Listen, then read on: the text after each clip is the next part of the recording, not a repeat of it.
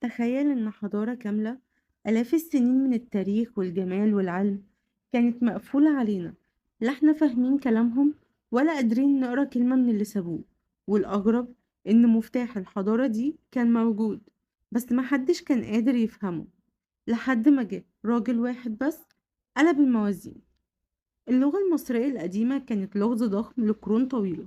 العلماء شافوا الهيروغليفي في كل حتة، على المعابد، التوابيت، الجدران، بس ولا حد فاهم حاجة. دكتور سليم حسن بيقول إن أول محاولة لفهم الهيروغليفي كانت كلها تخمينات. الأوروبيين افتكروا إن الهيروغليفي مجرد رموز سحرية مش لغة حقيقية، وده عطل فهم الحضارة سنين طويلة.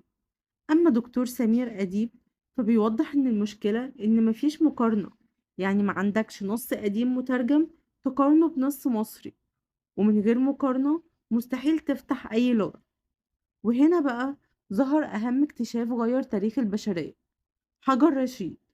حجر واحد عليه نفس النص بثلاث لغات: هيروغليفي، ديموطيقي، ويوناني.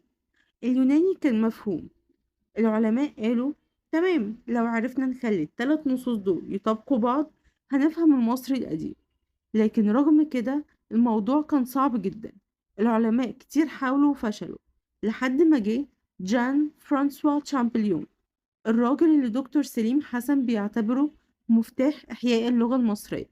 شامبليون ما كانش بيعرف هيروغليفي بس، ده كان حافظ لغات شرقية كتير، وده اللي اداه ميزة خطيرة.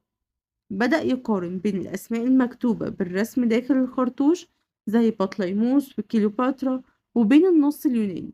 وهنا كانت الصدمة: المصريين ما كانوش بيكتبوا رموز سحرية، لكن كانوا بيكتبوا أصوات، حروف، بالظبط زي أي لغة تانية.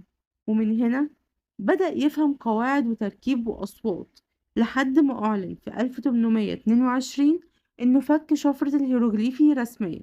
ومن اللحظة دي الحضارة المصرية اتفتحت للعالم، وقدروا يقروا النصوص ويفهموا القصص ويعرفوا تفاصيل حياة المصري القديم من غير وسيط.